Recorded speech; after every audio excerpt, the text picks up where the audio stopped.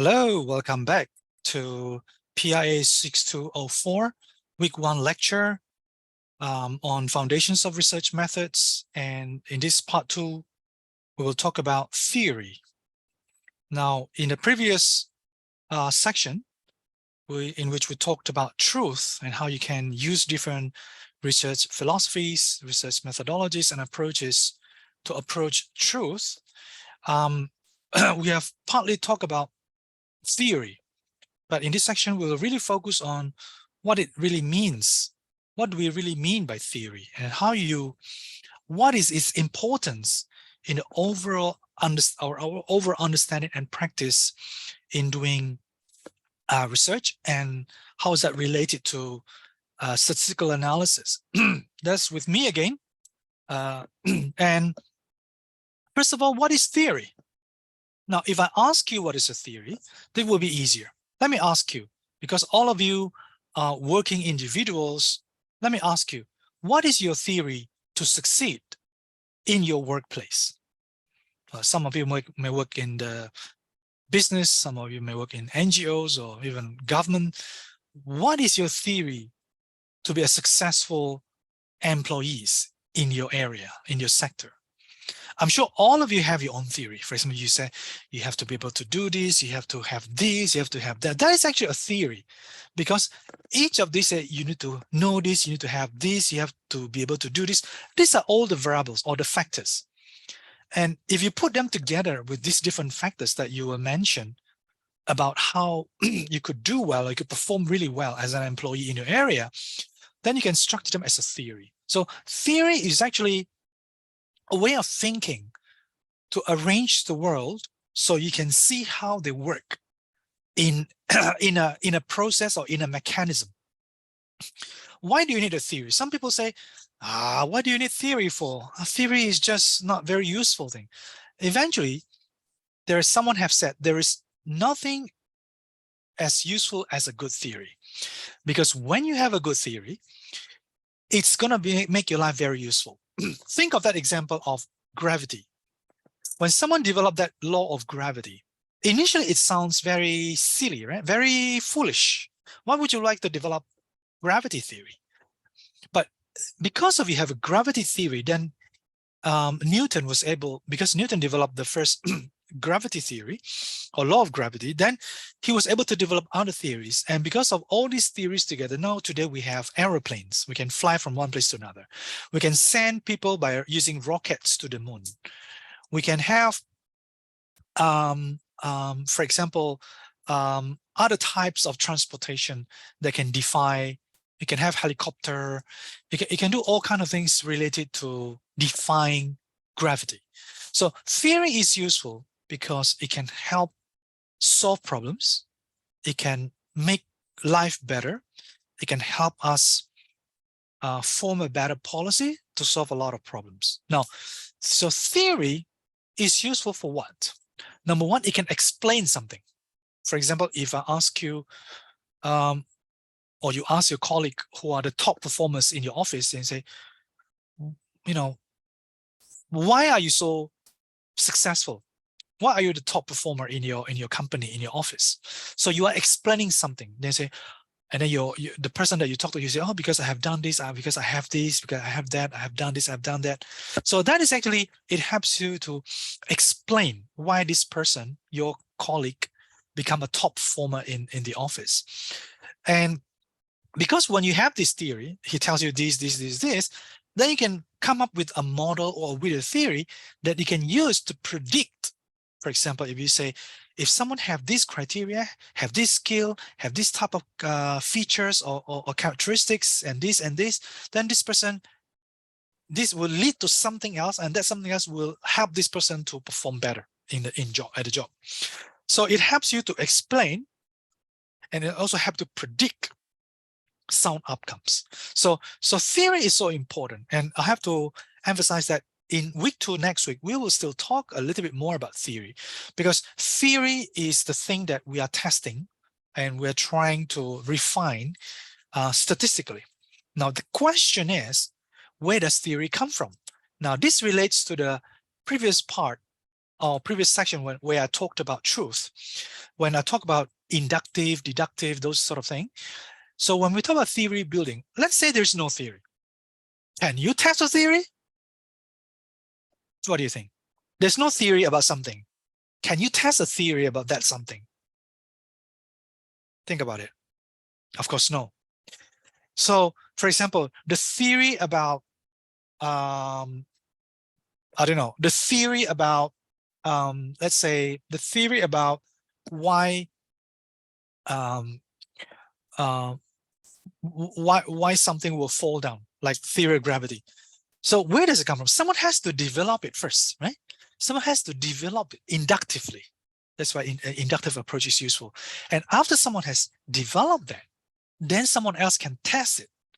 And someone can go to the lab and build some equipment to see how you can make something fly. So you need someone to first develop a theory and then someone else to test the theory. Now, if you have no theory about the phenomena that you are investigating, then you start by observation.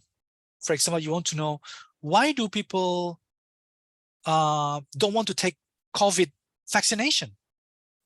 Because despite that they know this is a dangerous illness, right? Why do people not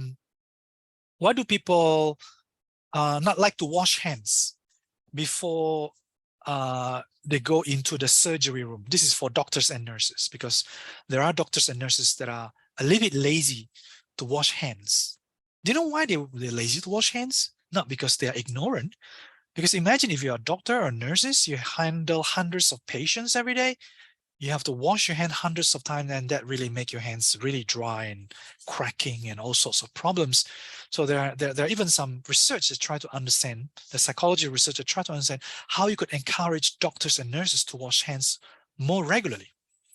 So when you have no theory about why people wash hands, you don't have theory about why something fall down from the trees to the floor. You don't have a theory about why some people perform very well in the workplace. You don't have a theory about anything.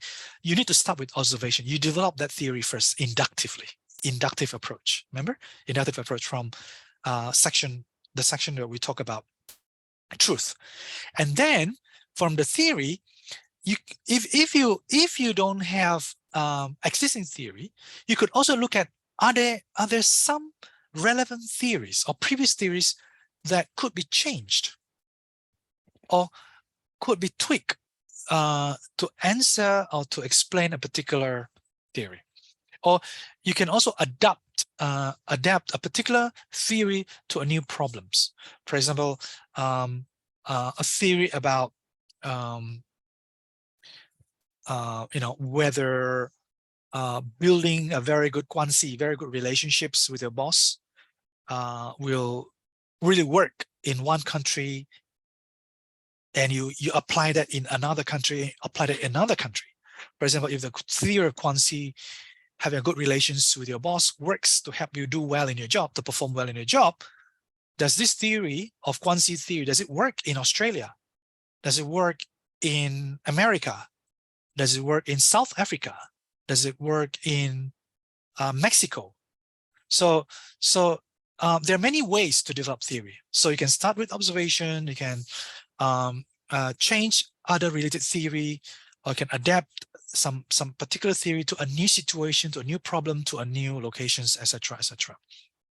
Now, when we talk about theory, one very important thing is context, because we are not talking about natural and engineering sciences.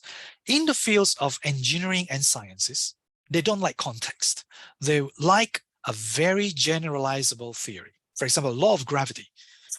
If you drop a piece of pen or apple in Hong Kong, in Europe, in South Africa, in Latin America, it will go down. Whatever you throw, it will go down. And it follows the law of gravity. So this law of gravity is very universal. It is acontextual, which means that it is not bound by context. It is not limited by context of where you are. right? But most of social sciences theory, whether it's a theory about public policy, any theory about business, about management, about consumers, about organizations, is often shaped by context. And an understanding of that context and contingency. Contingency means something would happen under a certain conditions or contingency or certain conditions. So for example, people talk about bribery. Does that work? Maybe if it works in Brazil, maybe it works in certain country, it may not work in the US, it may not work in another country. Let's use democracy, right? Democracy is a very kind of catchphrase. It's a very broad term. Perhaps the kind of democracy that works in one country may not work in other country, because each country may have a long tradition, a long history, and different people are structured in different characteristics, such that a particular type of democracy may not totally suitable for other country. But of course, it doesn't mean we all have to always disagree with one another. And these are the things that you can test. So that's why if you want to study statistics, it's important to understand, are there some context or some contingency factors? So this leads to the most important part, which is the third bullet point. So some theory are context bound, which means that they depend on certain contexts. Some theory are context-free, like the law of gravity. You drop something, it falls down. This is a context-free theory. Context-free? Is it totally context-free?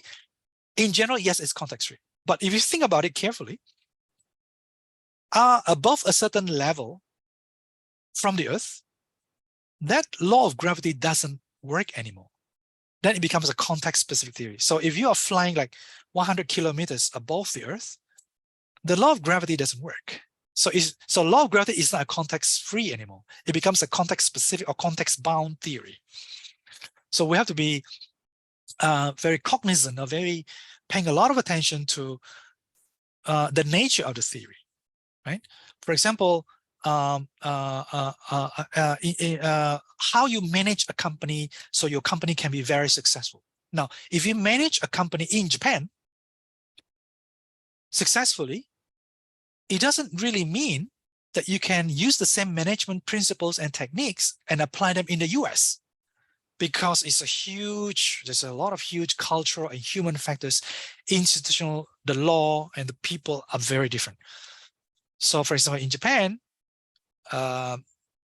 for example, Toyota is one of the most expensive, famous manufacturing company that produces cars, and versus General Motors. The two companies have a very different culture, have a very different way of working. And at that time, both of them are very successful. I think Toyota is still very successful. I'm not too sure about General Motors, but Toyota is still very successful. But Toyota, that inherits the Japanese management practices, is very different from a company like General Motors that is managed using American management principles. However, there are also social scientists that are experiencing what I call physics envy. So they are envious of natural sciences like physics or chemistry or biology or engineering, in which they want to have one theory that can explain everything.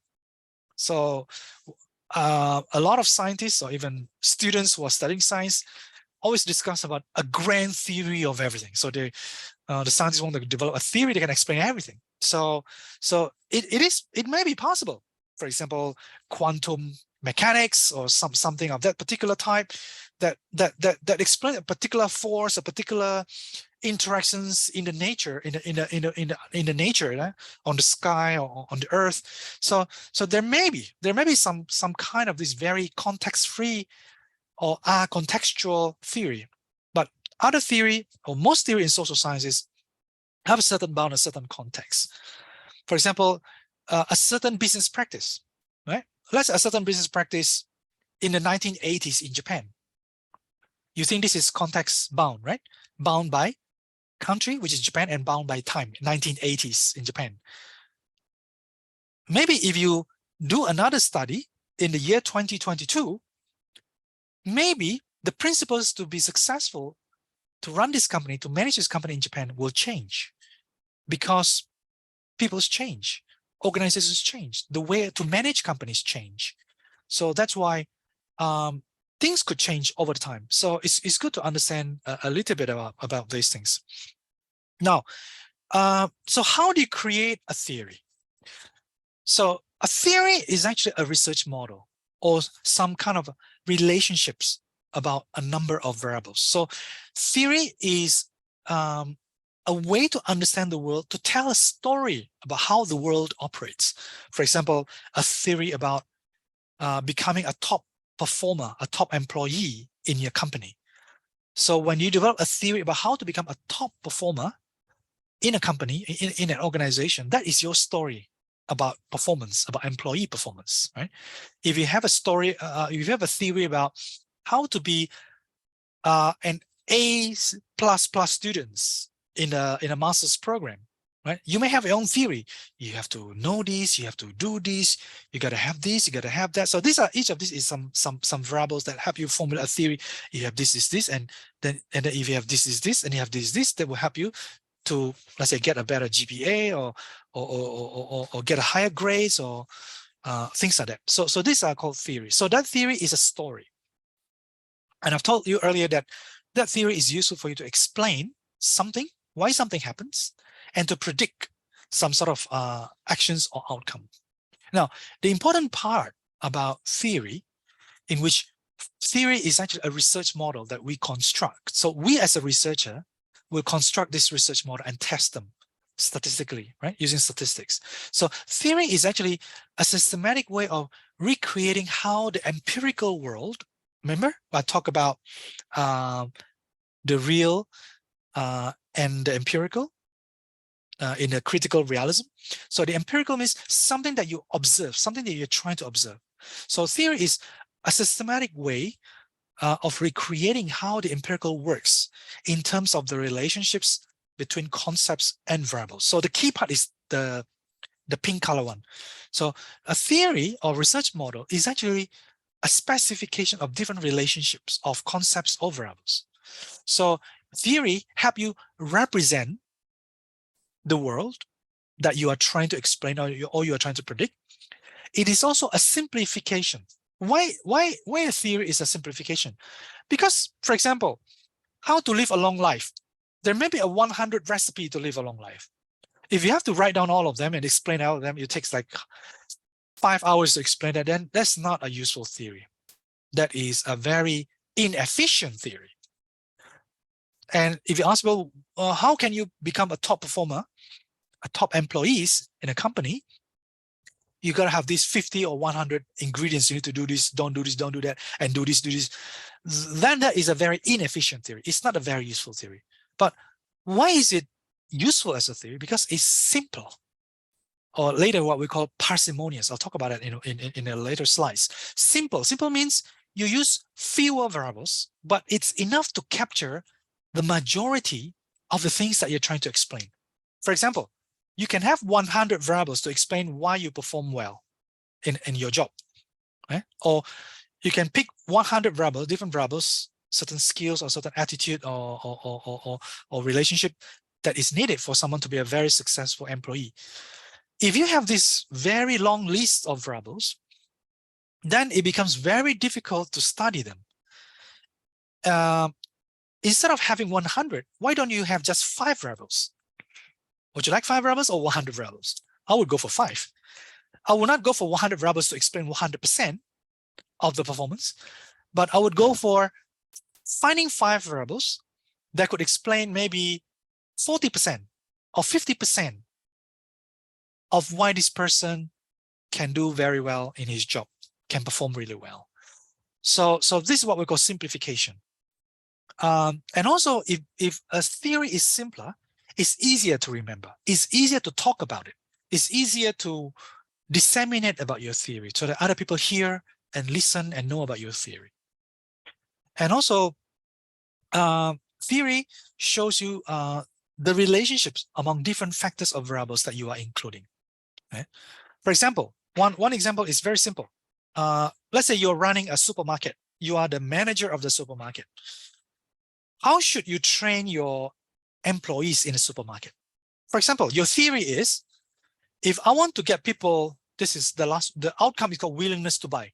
if you want to get people to buy, if you want to get more customers to buy from your supermarket, right?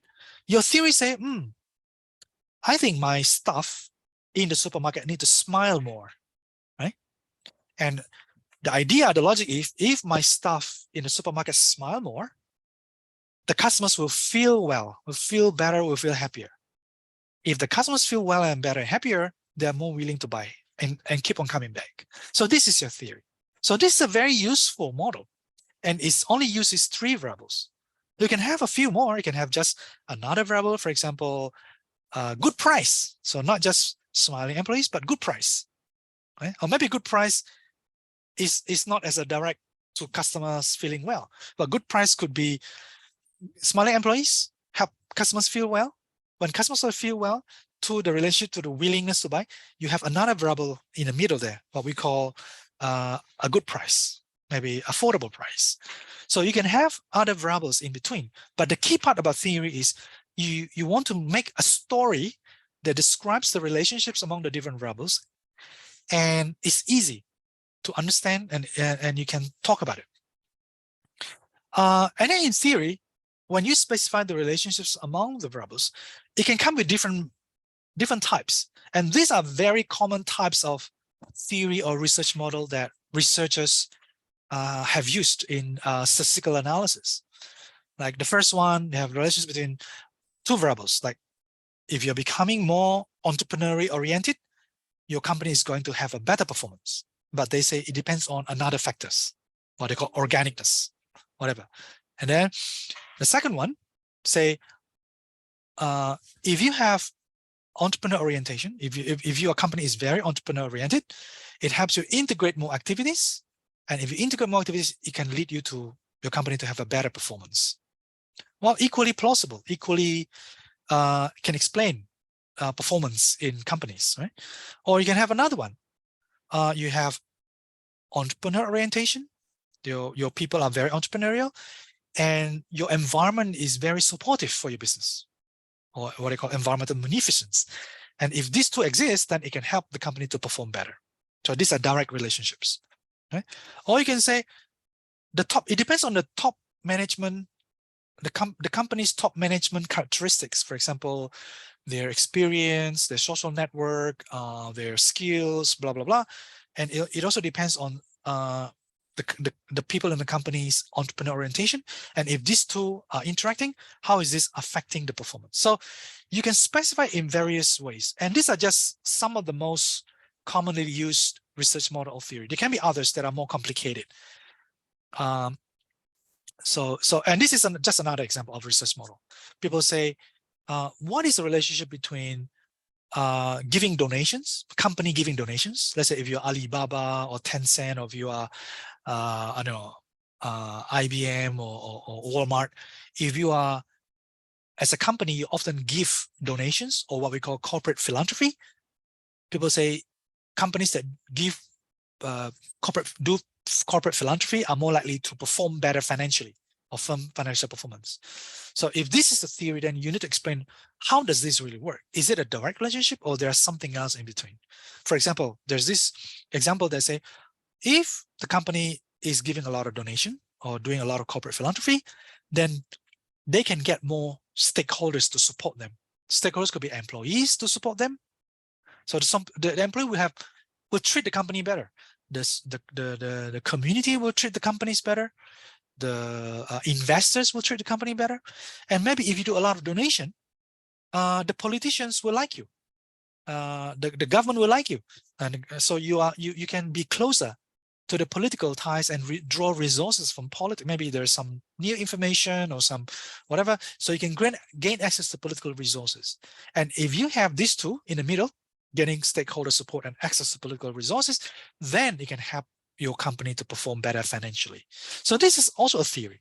So a theory is an explanation of how the world works, and you need to specify very clearly, and later you need to operationalize this in order to test them. Operationalize means you need to have a very concrete and specific construct or variables to measure them, and how to measure them. And then if you can measure them, you can collect data, either using survey, using experiment, doing some manipulation to put people in control versus treatment groups, and then you can collect data and you can test whether the statistical results help support the model or not.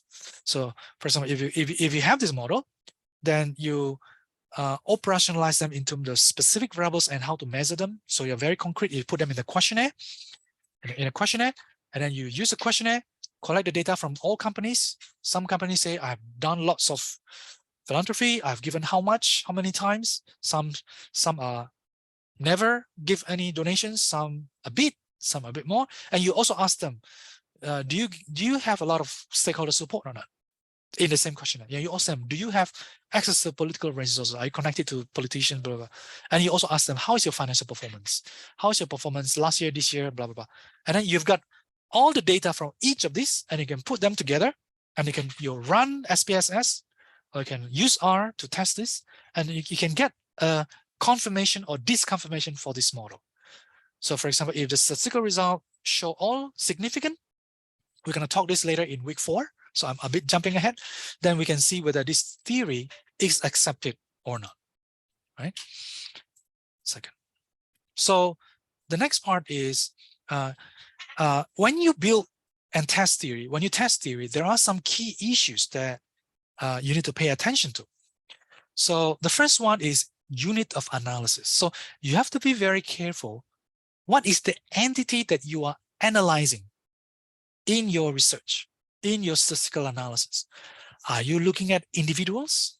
For example, if you are looking at employee performance, if you are looking at why certain people become entrepreneurs, these are all individual level as a unit of analysis because you measure the individual, right? But you could also measure the groups. For example, which team will perform better in innovation?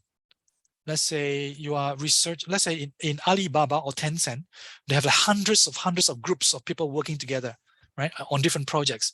You want to know which team will be more innovative or will come out to produce more innovation, or even more, if you want to something that you can really measure using hard evidence, which is patents. So you can use that as a measure of their innovation. And then you can study different factors to understand why these groups or these teams can be very innovative. And you can compare across, like say, hundreds of thousands of groups to understand what drive them to innovate better, to have a higher innovation performance. So that is at group level. It can also be other levels for example, at the artifacts level. Look at particular products. For example, you're comparing different mobile phones.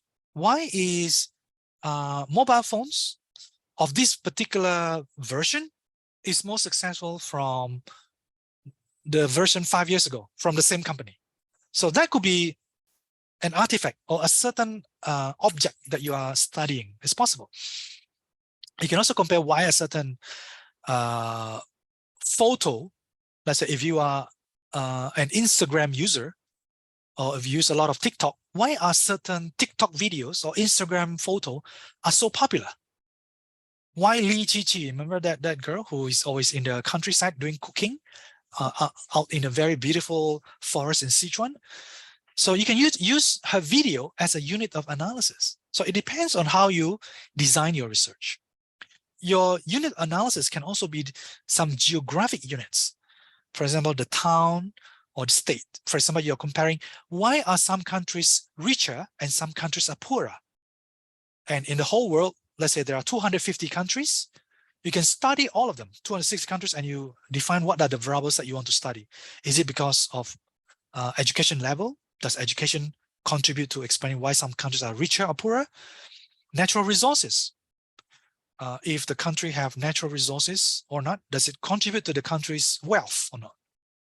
Or maybe location, like if you are in a 4 season versus 2 season near the equator, which only has hot and dry, versus 4 season that have 4 seasons, does that have a role to play in why some countries are richer? So this is like comparing countries. You can also compare town.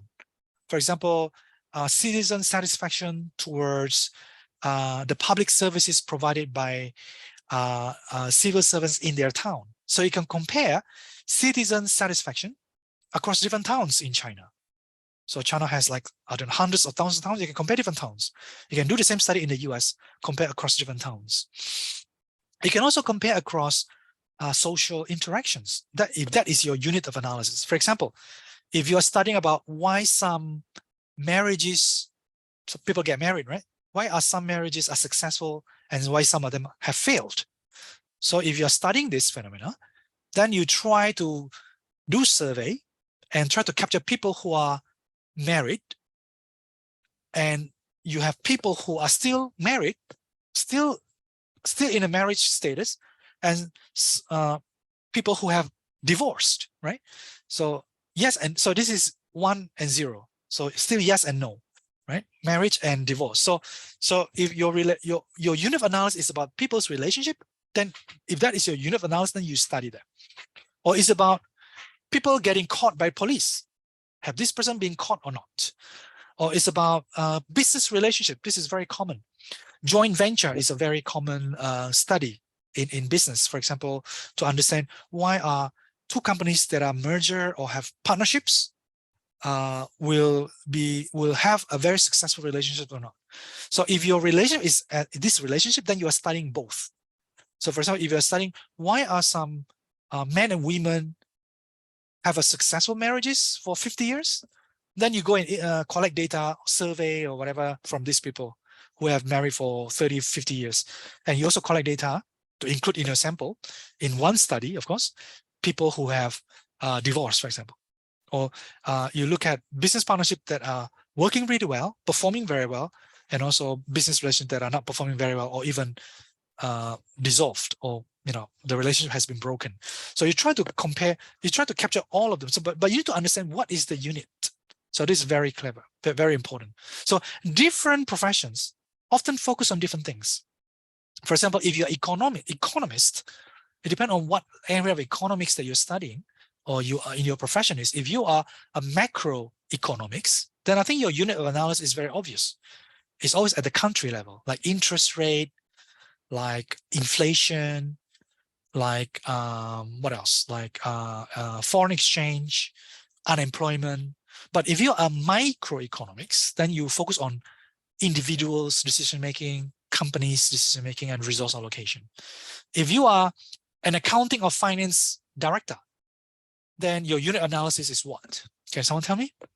If you're accounting and finance director, I think their unit analysis is the financing or even the transactions that happens in the company, right?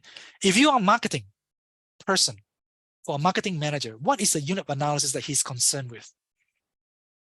What do you think? So for marketing managers, I think they care a lot about sales and factors related to sales or revenue, such as the salesperson, the use of technology to support the sales process and the contracts. So these are different things, but they focus on one very important thing, which is the sales. What about for criminal justice analysts, people who analyze the data from the police department about why people commit crimes? Then what you're interested could be the crime level at a particular city or particular country. So that your unit of analysis can differ between town, cities, town, or the country, the national level. Or you can also look at individuals, like why do certain individuals commit crime and why certain individuals no longer commit crime, a previous criminal who left the world of crime. So then this becomes a focus at the individual level. So you need to be very clear. What is the unit of analysis? So unit of analysis can be at the individual level, at the group level, at the organizational level. So if you're comparing, why are some companies performing better? So this is a topic that is investigated a lot. Then you can compare, you can take, for example, all the publicly listed companies in the Hong Kong Stock Exchange, and you study them deeper. For example, what are the characteristics of their top managers, and what are the strategies that they use, and among other different things. And you can compare across, let's say, 300 publicly listed companies, and you come up with a certain variables that explain why certain companies are more successful than others, or what are the factors that drive companies' performance or organization performance. So these are the organization level. The key part when you think about unit analysis is to avoid ecological fallacy. So what is this thing called ecological fallacy? It has nothing to do with the environment, but it has some notion to that. Fallacy means error, right? Some mistake, right? So ecological fallacy really means you are studying a particular unit of analysis, but you too easily generalize it to other levels. For example, you are just studying, let's say you're doing a survey on a randomly selected schools, primary schools in Hong Kong. Yeah, you give them some test and you measure their IQ. You only went to one particular school and you only capture, let's say 100 students IQ. So you do an IQ test to them, right? And you get an average IQ of a certain number, I don't know, 120 or whatever. And then you're saying the whole China or the whole Hong Kong or the whole China has IQ of what?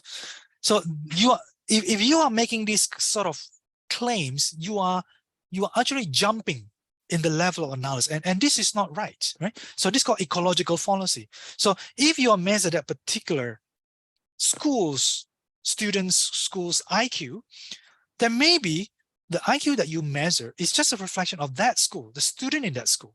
Maybe it depends on whether it's band 1, band 2, band 3, band 4, band 5, and the location and the quality of the teachers, the curriculum, all kind of things that affect why they have that particular conditions and how they select, particularly how they select the student. For example, if you go and measure the IQ of people studying in Harvard and Stanford, maybe their IQ are already higher than everyone else that are selected into Harvard and Stanford. So it's not about it's not about an explanation of something, but you don't want to make the fallacy of studying one thing and overgeneralizing it to other levels. So that's the key part.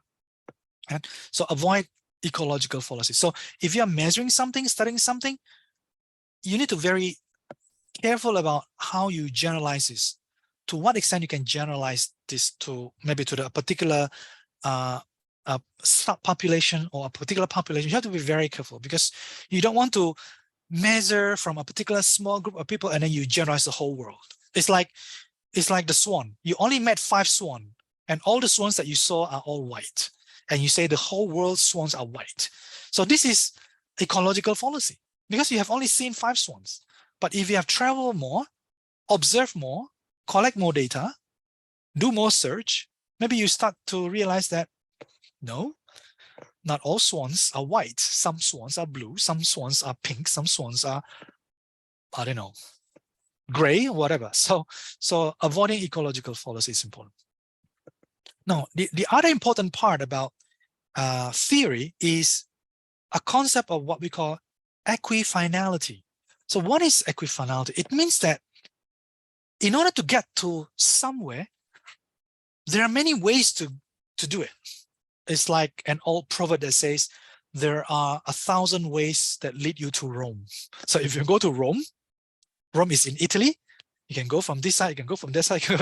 So it's like there are 1,000 ways to get there. So in order to understand a phenomena, a social phenomena that you are studying using statistics, even using qualitative, there's this called equifinality, in which a system can reach the same final outcome or final state using different initial conditions or different paths and by different paths.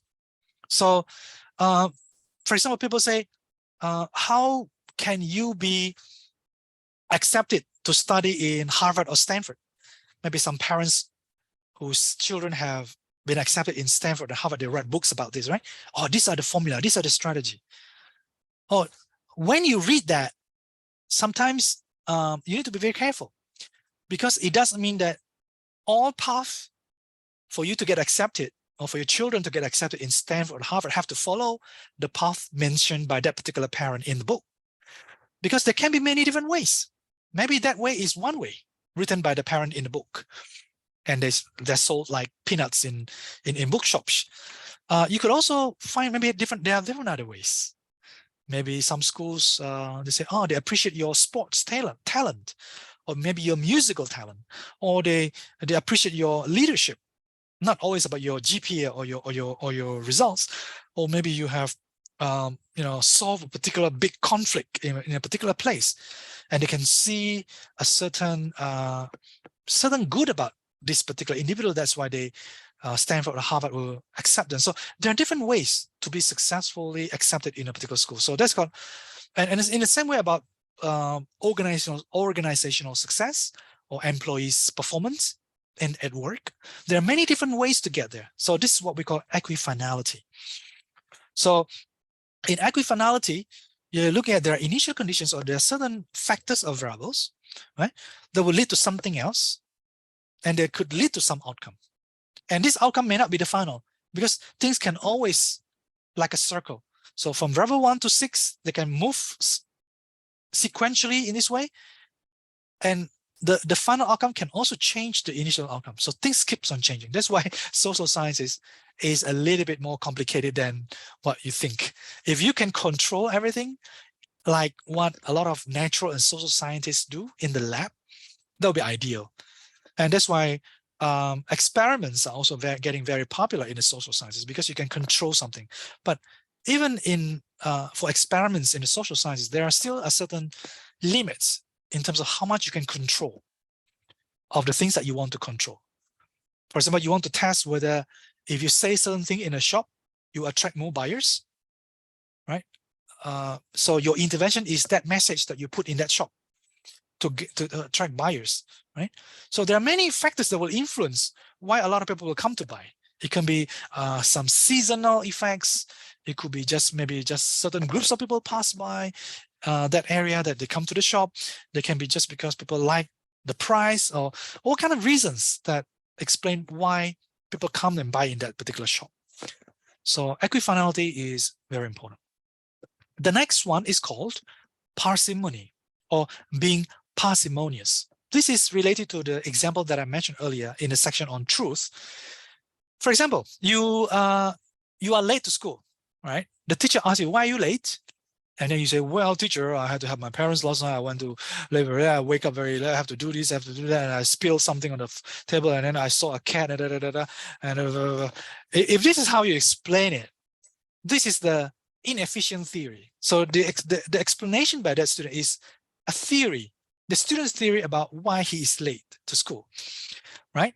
So parsimonious means you use a simpler explanation using certain assumptions, so that the answer or the response that you provide is, or the model that you create to explain about how the world works can be simpler, can be more efficient. Remember, you want something to be more efficient, something to be simpler, because it helps people understand your theory. It helps people remember about the theory. It helps you tell your story about your theory to other people, so people can accept it. So if you want policymakers to accept a certain theory that you're proposing to help, the policies to work better, then you don't want to have like 1,000 variables in your model. No one can remember that. You can have a few variables, some key variables that can explain quite a substantial amount of the variation of the outcome. That is already good enough, right? So, for example, a parsimonious answer to that question, to why are you late to school, you can just say, oh, I ran into some problems last night and today. I'm very sorry. That's simple. So that is actually the theory. So if the teacher wants to know more, the teacher can ask more, and then you can provide a longer theory.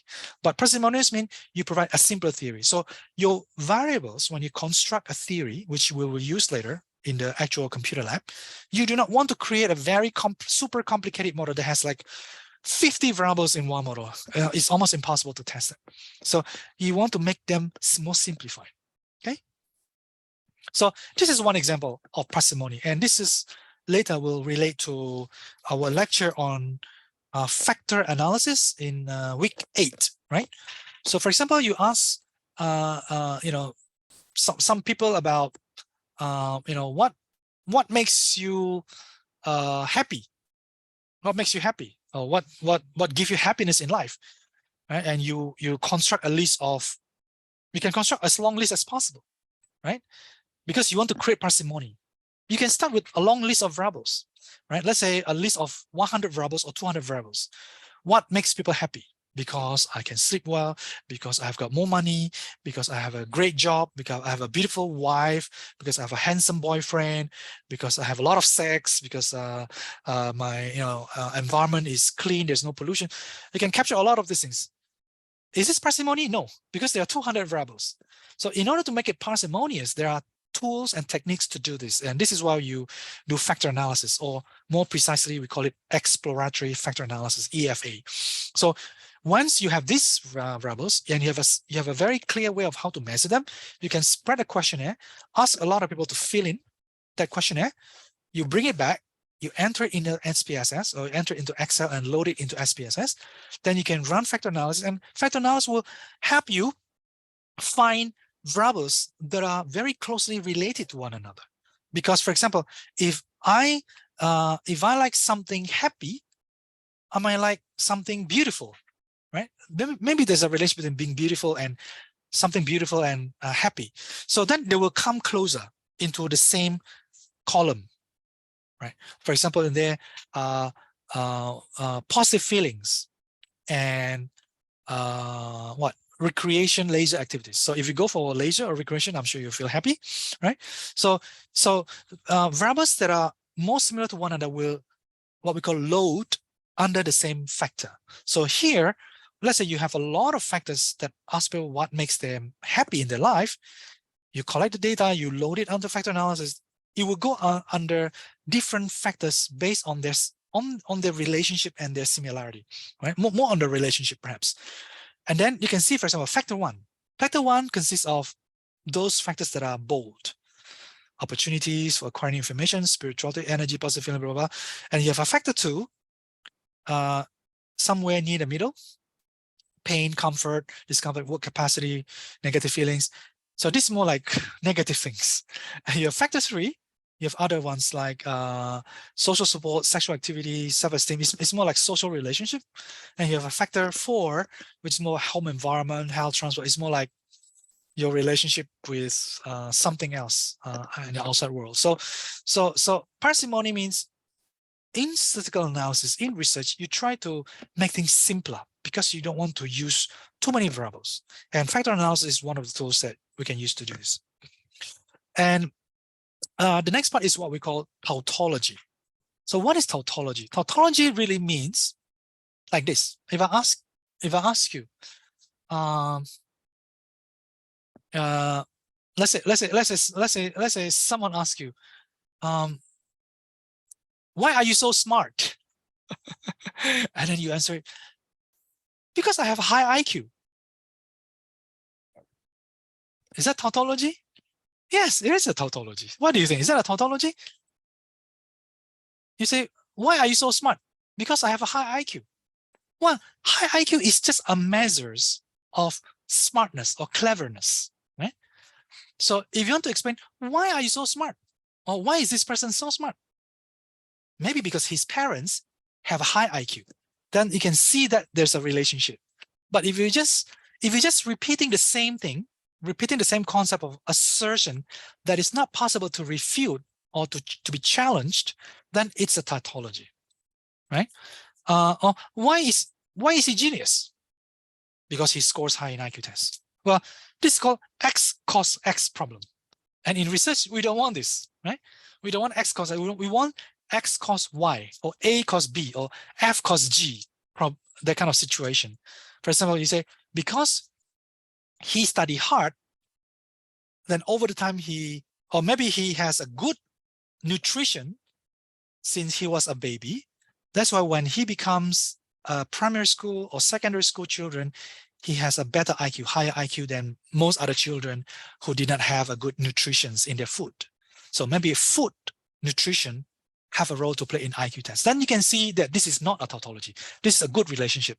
It could be correlational, they are related, or it could be causation, that this caused that. Better nutrition lead to better IQ. It's possible. But this is really not tautology. Tautology is this problem of he's genius because he scores high in IQ, or he is rich because he has got a few $1 billion. If you've got a few billion Hong Kong dollars, that is just a measure of you are being rich. it doesn't determine, or it doesn't predict or explain why you are becoming rich, right? So things like that. So we have to remember, when you develop a theory, you want to avoid tautology. The last thing, perhaps before I go too much later, is what we call hammer theory. So hammer theory is often a problem faced by social scientists when they are doing research, particularly when people learn research methods or techniques. People tend to specialize on doing one thing.